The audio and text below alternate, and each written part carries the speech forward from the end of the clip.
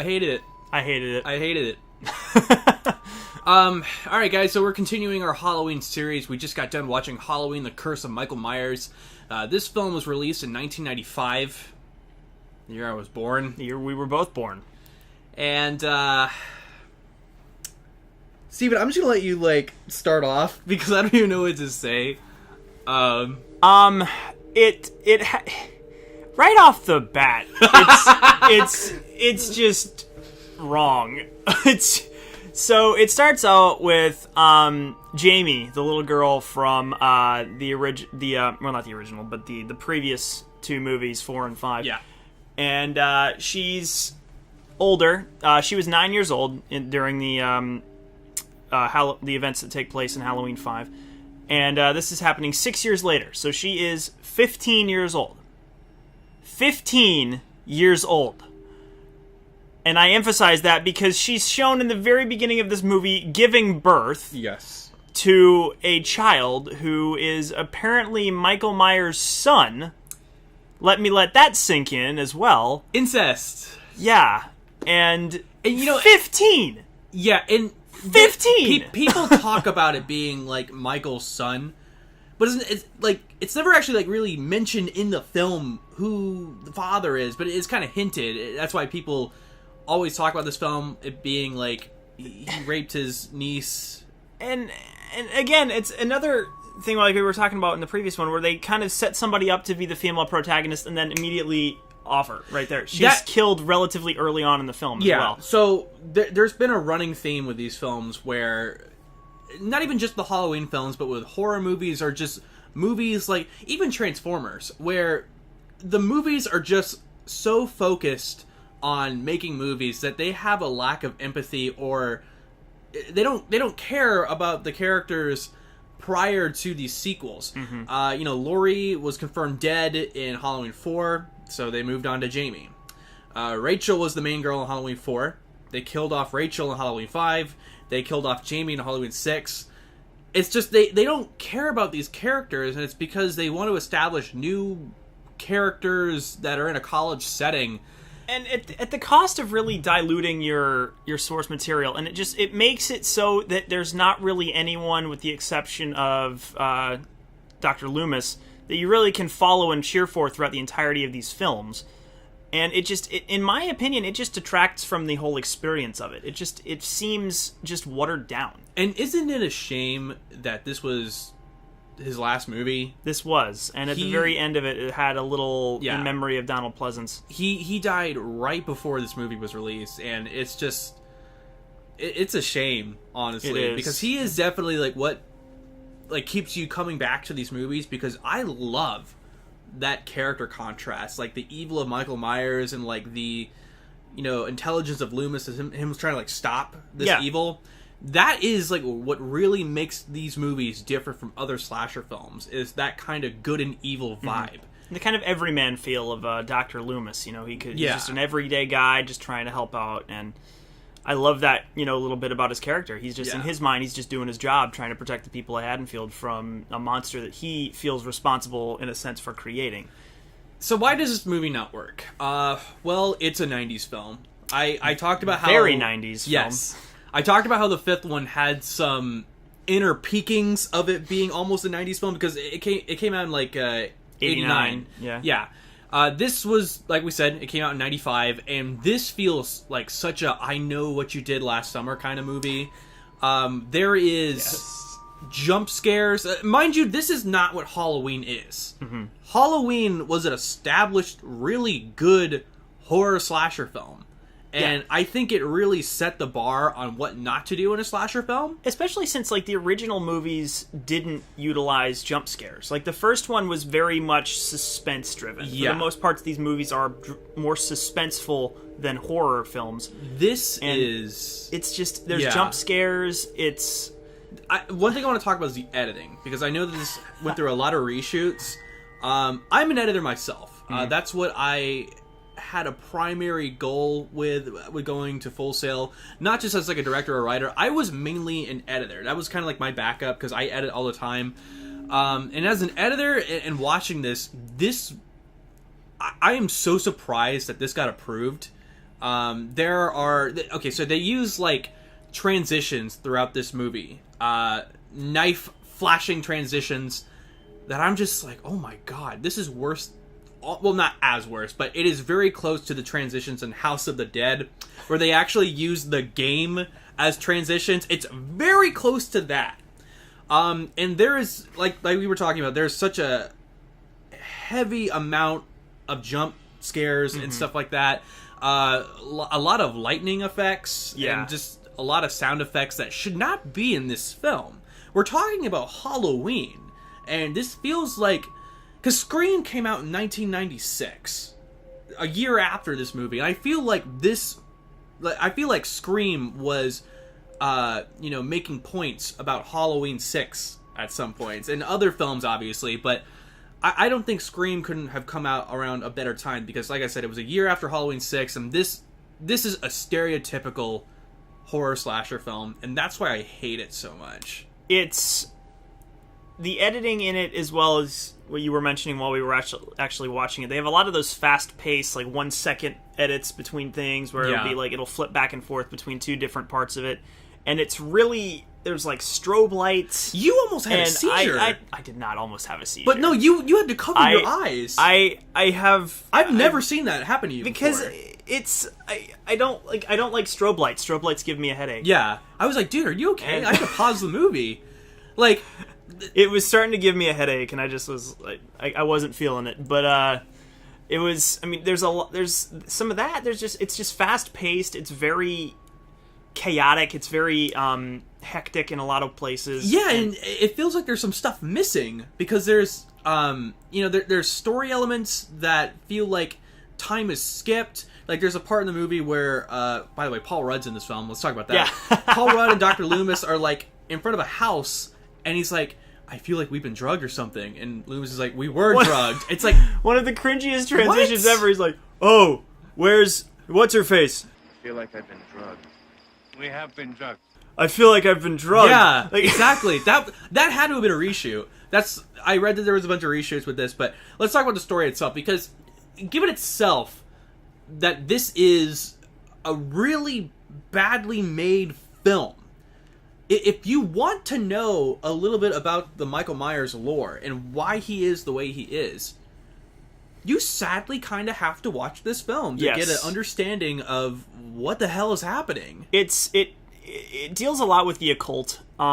Basically, Michael Myers has this cult that is kind of the reason why he is basically immortal. They have to sacrifice like a child of this bloodline to get him to, become this immortal, whatever it is. And they're interested in Jamie's child as a kind of... They named Steven. I feel so bad for that kid.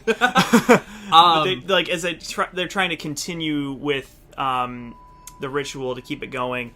But why though? Because he tried to kill Jamie and Laurie in the past films, but he didn't succeed. So the film doesn't actually really explain what happens if he doesn't succeed in performing these sacrifices.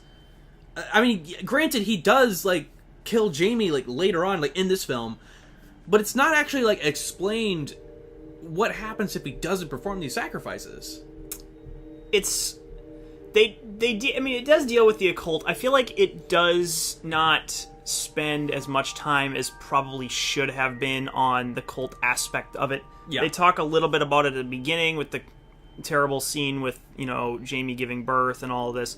And then you see a couple of symbols and people dressed in robes, and they touch on it a little bit. But for the most part, the film seems more about them trying to hide the baby from Michael Myers. Yeah. And it's like, Loomis is back, of course, and Loomis runs into a coworker who's apparently involved with this cult somehow. He is the administrator of the hospital. Yeah, so the sanitarium. He has been there since the beginning. There's a lot of stuff in this film that there's just too much going on. There is, Jamie's baby. There's this occult. There's another branch of the Strode family that's actually currently living in the Myers house. I thought that was why. Okay, so it's explained that the father, Laurie's father from the first film, could not sell this house because of the Michael Myers incident, obviously. He couldn't sell this house. So the brother decided to move in there with his family. The brother's a dick to his daughter. There is some to everyone unnecessary abuse going on there. That didn't really go anywhere whatsoever. You just kind of hate the guy, and you're happy when he dies. It just doesn't really go anywhere whatsoever. This daughter also has a son, which... Okay, the son's like 10, and she's still in college. Does it go into that a little bit? Not really. I mean, they don't really tell you how old the child is. I can't even remember his name off the top of my head. Danny. Yeah. But he's just kind of there. He's kind of involved in the ritual, kind of not. They're trying to do the same thing with Michael Myers to this kid, Danny. And it actually, like, I'm kind of left to believe while I'm watching the film, are they going to, like, make another serial killer? And it doesn't go in that direction whatsoever. It's kind of like, they kind of leave that. So another thing I really want to talk about, too, that you and I pointed out, Paul Rudd is in this film. This was his first film. It was. And he is playing Tommy Doyle, who was the kid that Laurie was babysitting in the first film. So that's kind of a cool callback. They talk about him as, you know, he's kind of a creepy, like, not kind of stalkerish guy. And they're talking about him as, you know, he's kind of messed up from traumatic stuff that happened in his past, which they're, of course, talking about the nights of the events of the first Halloween movie. So he's listening to radio broadcasts. By the way, the radio broadcast host is so 90s as well. And he's recording these broadcasts, and he's, like, looking at the Myers house from across the street with his Nikon camera. To 90s. Yeah. To basically... I don't know, I guess he's just really interested because he wants to see if he's going to return or not, and I don't really understand his motivation. I think he just wants to see if he wants to return or if he's going to stop him. I think he just wanted to stop him. The announcer? Not the announcer, Paul Rudd. Oh, okay. Yeah. So, it's his character is so weird in this film. I felt super uncomfortable when he was around. I'm surprised he had a career after this. And, I mean, I love Paul Rudd. Yeah, me too. And I love him. He's an amazing, amazing actor. Yeah. And this film, he really was pretty terrible. Yeah. His line deliveries are like borderline cringeworthy. He delivers his lines with a lot more intensity, I feel like, than he needs to in some cases, and not enough in others. And he's not a very likable character, which Paul Rudd usually plays, you know, kind of a goofy, fun, kind of like Ant-Man and, you know, in movies like that. And he's just not likable. He's just awkward. He's creepy. He's just bizarre. He's off-putting, and it is, like you said, it's kind of amazing that he was able to make something of himself after this. I mean, it's super crazy. The film itself. I feel like he's got to have tried to distance himself from this. I think so. I mean, I'll have to look into that. Yeah, this film is just. Okay, so I'm going to ask you this because I remember that you had a hard time with Halloween 3. Did you like this more than Halloween 3, or do you like Halloween 3 more? I would enjoy being eaten by ants more than I would enjoy watching Halloween 3 again. So okay, but that's not what I asked. I asked you, did you enjoy Halloween 6 more than Halloween 3? Honestly, that's a tough question. They're both just absolutely horrible films. This one I feel like has a little bit more going for it in terms of plot. They're both pretty terrible in terms of the acting, in terms of the a lot of the sets in this one were very Joel Schumacher, Batman and Robin-esque. The lighting, there's a very red and blue lighting going on here, which I'm not gonna lie, I like that lighting, John Wick. But that part, and then this doesn't work for Halloween. And the final room is it's like green tinted. It has like weird vaulted arch ceilings, and it's not something you'd expect to see in like a medical building. It's just and like a lot of the other sets, like, you know, the Myers house, which has been basically abandoned for forever, is now, you know, livable, and they've, you know, fixed it all up over the span of the 6 years between films. And it's just I don't know. The sets seem a lot more fabricated, in my opinion. It definitely feels like not an actual house, because with the first John Carpenter film, he was actually making a film on a low budget, and I think he was actually using locations. Yeah. Whereas I feel like they maybe built the sets with this one. They have to have. Yeah. Another things that I had a problem with the film is the 90s goth guitar sound effects.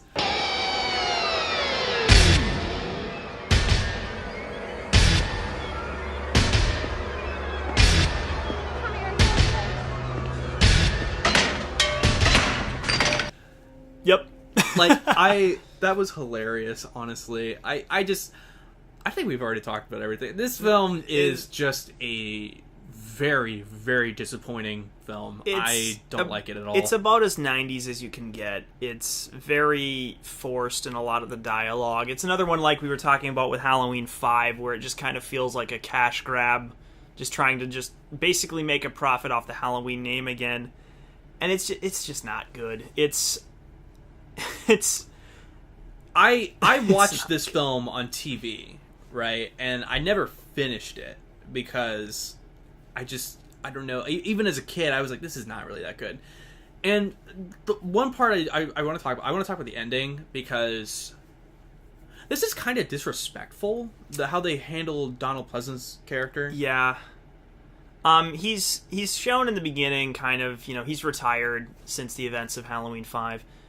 And he is, he's like living in seclusion, and he's all, happy because he's, he feels like he's finally, won the fight against Michael Myers. Yeah. He's basically approached by a coworker who we later find out is involved with the cult, the boss of the hospital.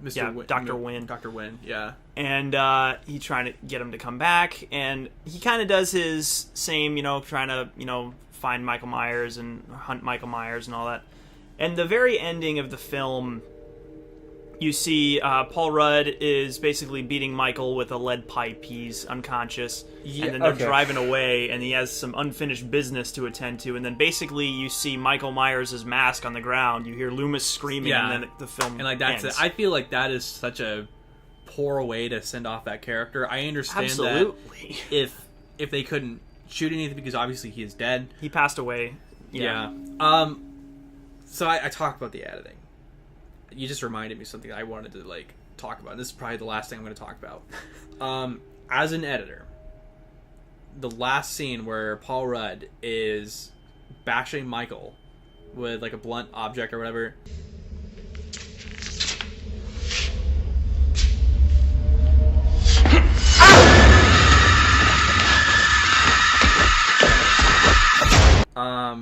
That is probably one of the worst editing chops I have ever seen. He stopped the film to tell me how terrible the editing was, because he's obviously a film professional, and I'm not. But he's I immediately thought of the scene from Taken 3 where there are 7 to 8 shots of Liam Neeson just jumping over a fence. I know exactly what scene you're talking. Yes.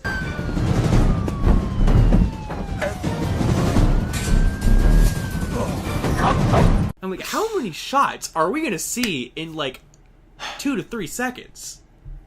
Yep. I am astonished that this was approved. The editing is quite bad. You got sick because of strobe lights. The guitar stuff and the story, the lack of empathy for the characters involved. I just do not like this film whatsoever. This has a 6% on Rotten Tomatoes, and well deserved, in my opinion. Yes. It's disrespectful to Loomis as a way to send it off. I feel like they might have had another film planned, but they obviously couldn't have executed that because Donald Pleasance passed away. Yeah. But just as an ending for the Loomis character, it leaves you wanting more. It seems disrespectful and honestly just very poorly done. It's just kind of forced in there at the last second. And really, for what purpose? It doesn't add anything. It just, all it does is basically say, yes, Michael Myers is still alive, which, we probably could have figured that out without even watching the film. I'm actually pretty excited to watch H2O, because I've never watched H2O whatsoever. Have you seen it? I have not. Okay, I've not watched H2O. I've heard good things about that film. I cannot wait. Bringing back Jamie Lee Curtis as Laurie Strode. I don't know how they're going to do that because of the continuity and stuff. Yeah, because she's dead. Yeah. And apparently now she's not dead So, because reasons. I'm excited to watch that tomorrow. I think that's going to be great. So yeah, guys, that was our review of Halloween: The Curse of Michael Myers. Holy shit. Comment down below what you guys think of this film, like this video, share it, and please subscribe to Pixel Talk if you haven't yet. Click that notification button so you can receive notifications when we make videos. And yeah, that's what we thought of Halloween 6. Unfortunately, we're almost done, man. We're almost done. I know. Power through. I'm Corbin Stuckey. I'm Stephen Van Ostenbridge. And this is Pixel Talk. See what we do for your enjoyment? Subscribe! Subscribe, damn it!